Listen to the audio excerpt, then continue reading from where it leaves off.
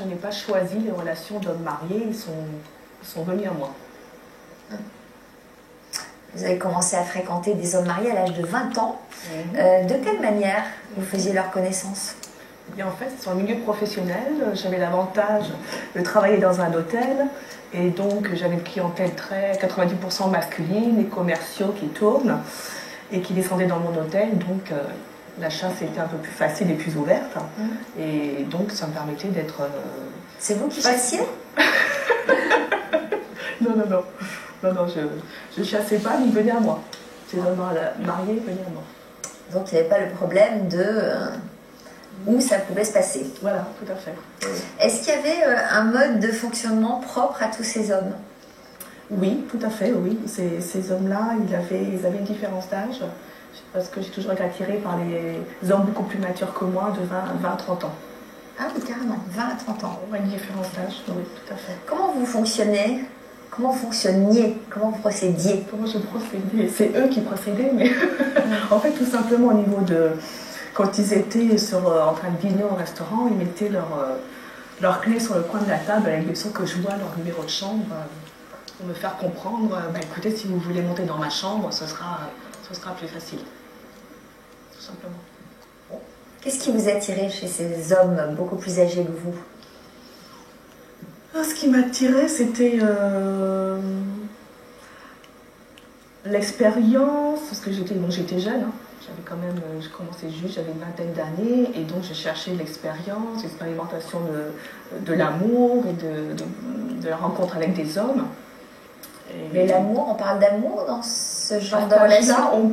À cet âge-là, on pense à l'amour, de l'âge, oui, la définition de l'âge de 20 ans. Mais vous tombiez amoureuse? Alors non, je ne suis pas tombée amoureuse. Ouais, c'est pas l'amour, c'est du À 20 ans, on croit que c'est de l'amour. À 20 ans, on peut croire que c'est de l'amour, mais c'est pas aujourd'hui celui que je connais. C'est pas du tout le même. Et après, bien sûr, il y a le sexe, bien sûr. La recherche, oui, la recherche sexuelle, l'expérience, l'expérimenter, oui, tout à fait. Quels souvenirs gardez-vous de votre première relation extra-conjugale? Eh bien, j'ai été quand même assez surprise, assez choquée, dans la mesure où cet homme-là m'a appris que quelques mois après qu'il était marié. Donc, vous ne portez pas d'alliance? Non, je ne portais pas d'alliance. Je me semblais honnête et sincère. Et donc, il m'a avoué quelques mois après qu'il était marié. Quand il vous l'a avoué, vous étiez attachée à lui déjà? Non. Donc quand il vous l'a avoué, vous avez mis un terme à la relation? Non, c'est lui, quand il m'a avoué, il m'a dit je te remercie Carole, mais en fait je vais rester avec ma femme. Et je pense qu'il a pris conscience de beaucoup de choses. Et il a dit je resterai avec ma femme. Donc après, oui, j'ai connu, oui. Naturellement, on s'est naturellement séparés. Tout à fait. Alors vous avez enchaîné les conquêtes, mais à chaque fois le même scénario se reproduisait. Ils finissaient toujours par vous avouer qu'ils étaient mariés avant de prendre la fuite. Comment vous viviez de ces ruptures à répétition? Eh bien, je me posais des questions. Pourquoi toujours rencontrer des hommes mariés? A priori, s'ils avaient 20 à 30 ans de plus que vous, ils avaient quand même pas mal de chances d'être de vivre en couple. Oui, tout à fait, oui. Et en fait, je me suis aperçue tout à fait, à 20 ou 30 ans de différence, je me suis aperçue que bien sûr, d'avoir des hommes mariés, c'était pas évident. Vous rêviez à quel genre de vie, vous? Alors que moi, justement, j'étais, de par mes valeurs et mon éducation, j'étais plutôt dans le couple idéal, le papa, la maman, la fidélité, la sincérité. Voilà, fondamentalement, c'est ce qu'on m'a éduqué et donc je ne cherchais pas l'homme marié. Et puis vous avez fait une nouvelle rencontre. En quoi cet homme s'est-il tout de suite démarqué des autres?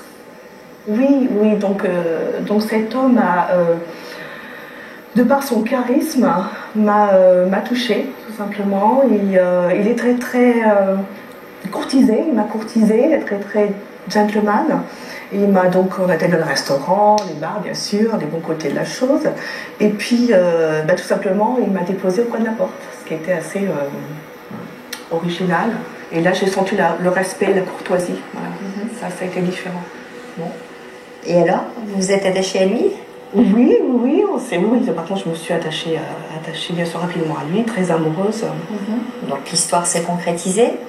Tout à fait. Et puis une nouvelle fois, vous êtes tombés des nues. Voilà. Qu'est-ce que vous avez appris? Et là, il m'apprend qu'il est marié.